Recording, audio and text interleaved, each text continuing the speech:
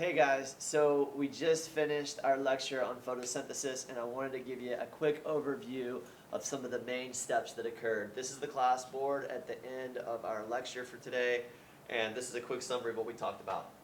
So photosynthesis is an important process in which plants use energy from the sun to make their own food. This is a nice overview kind of showing you what happens with photosynthesis. Specifically, plants will take carbon dioxide and water, and they will undergo photosynthesis in the chloroplast, which is a tiny organelle in the cell. Sunlight is what powers photosynthesis within the chloroplast and allows them to convert carbon dioxide and water into sugars and oxygen as a byproduct. These sugars will be used to undergo respiration for the plants. So after these plants produce the sugars, they undergo respiration. That produces ATP and heat, which the plants can use to do everything they need to do, grow, whatever. And the byproducts of that are carbon dioxide and water. You'll notice that this is a nice little cycle. The products of photosynthesis are used to go into respiration, and the products of respiration are used to go into photosynthesis. Just to reiterate how connected these processes are, photosynthesis, the overall reaction looks like this. Carbon dioxide and water plus sunlight yields sugars in the form of glucose and oxygen. That's a reduction reaction because we're putting things together. We're putting these sugars together. Whereas respiration, the chemical formula, we take sugar and oxygen, we convert that into carbon dioxide, water, and ATP. That's an oxidation reaction because we're literally tearing apart these sugars. All right, before we go any further, let's talk about where these chloroplasts are in the plant cell. If we come over here, let's give it a second for the camera to pan over. Good. So if we come over here, this is what we've got. Here's a little illustration of a plant cell. We've got the cell membrane covered by the cell wall. The nucleus is on the inside. The vacuole is that little pink storage container which can store nutrients and whatever the plant needs. These little green dots, those are the chloroplasts, and that is where photosynthesis is going to occur. If we zoom in on a single chloroplast, you'll notice that it has two cell membranes in blue. Inside these cell membranes are these tiny little green lines. Each one of these green lines, if we zoom in on it, is called a thylakoid. It actually exists as a disc with a tiny little space in the middle. That's called the thylakoid space. The space around the thylakoids is called the stroma, okay? And this is the site of photosynthesis. Specifically, these thylakoids contain a very important pigment or protein called chlorophyll, which absorbs energy from the sun. It's going to be green in color because it reflects green light and absorbs every other color. Sunlight contains all the colors of the rainbow. These chlorophyll molecules will absorb all those colors except for green. Green bounces off, hits our eyes, and that's why the chlorophyll appears green. But what really happens when these chlorophyll molecules absorb sunlight is it causes the electrons in the atoms of the chlorophyll molecule to bounce around to higher energy shells. And when they fall back down, as they lose that energy that they absorbed, it releases heat, and that is why things heat up when they are in the sun.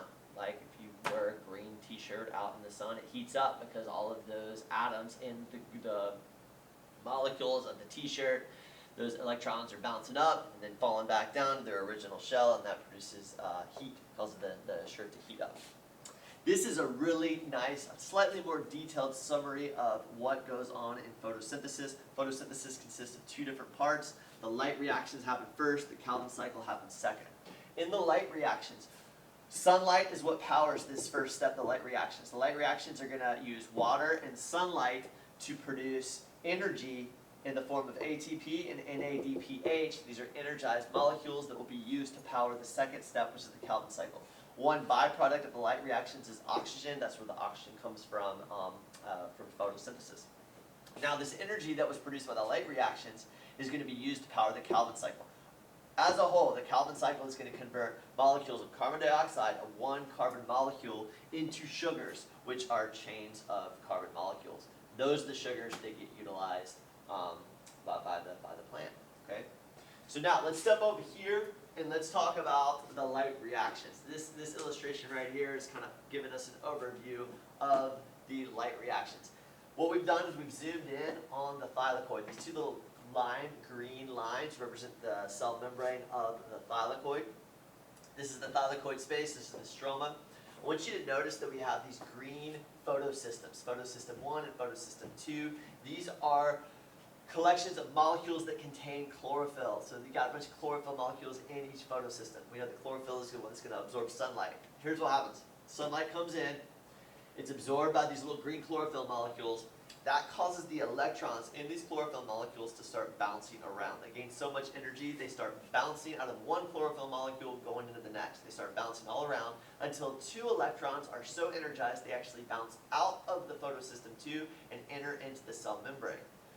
Energizing the cell membrane, that's a problem because if we're losing 2 electrons, we need to replace them. That replacement comes from a molecule of water. Water is going to split up into its individual components, which consists of 2 hydrogen ions and an oxygen atom. 2 electrons from the original water molecule are going to jump into that first the photosystem 2 to replace the 2 electrons that jumped out of that photosystem.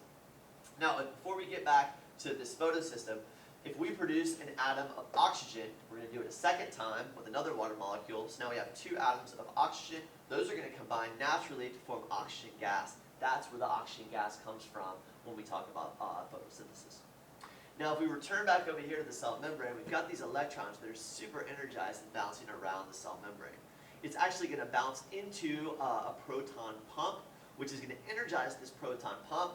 Think of it as like plugging it into the wall, and this proton pump is going to start pumping protons from the stroma into the thylakoid space. So it's going to increase the concentration of these protons down here.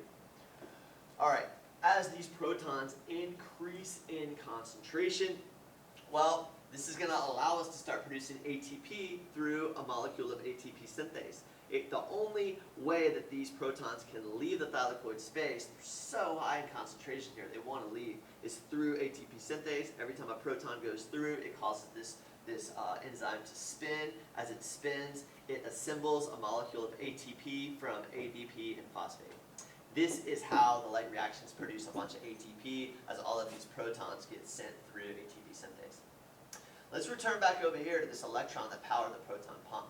It's eventually going to bounce into the next photosystem, which is photosystem 1. Photosystem 1 absorbs more energy from the sun, exciting the electrons of the chlorophyll molecules inside of it even more. They start bouncing around until 2 electrons finally bounce out of photosystem 1 into the cell membrane.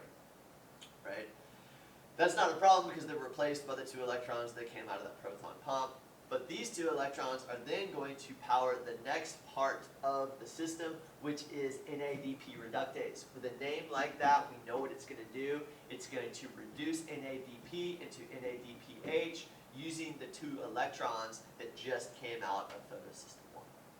Well, that's kind of completed all the energy that we needed to produce. We produced lots of ATP through the ATP synthase, and we're producing NADPH. So these are the 2 forms of energy that we produced that will then be used in the Calvin cycle to convert CO2 into sugars. Let me show you how that works. So here is the Calvin cycle over here. Let's see if the camera can pan over to see me. Over here, hello. Can you go that far? Yeah, you can. Okay, so we start with 3 molecules of CO2. They're going to enter into the cycle of chemical reactions. Think of the Calvin cycle as a reverse of the citric acid cycle. We're basically going to be assembling these sugars, whereas the citric acid cycle, we're tearing sugars apart. We take 3 molecules of CO2, we combine them to 3 molecules of RUBP. That produces a 6-carbon sugar with a phosphate group on either side, and we have 3 of those. The next step is we split this 6-carbon sugar into 2 3-carbon sugars with a phosphate group on each side. We then use some of the ATP, convert that back to ADP. Remember, that's the whole purpose of the Calvin cycle, is to use these molecules of ATP to produce 6 3-carbon sugars that have 2 phosphate groups onto each end. We then are going to use 6 molecules of NADPH, turn them back into NAD+. That's an oxidation reaction. We lose 6 phosphate groups to ultimately produce 6 molecules of G3P. This is really important because this G3P molecule, this 3-carbon sugar, can then be removed from the Calvin cycle and used to make other sugars like glucose. We're going to remove one of them. The 5 that are left over are then converted back into RUBP using 3 molecules of ATP, and that kind of completes the cycle because then those will combine with 3 more molecules of CO2. Those are the details, but the big picture here of the Calvin cycle, CO2 comes in, G3P comes out, and that G3P molecule is what is used to make sugars like glucose. All right, hopefully that helped. Quick overview. Thank you guys.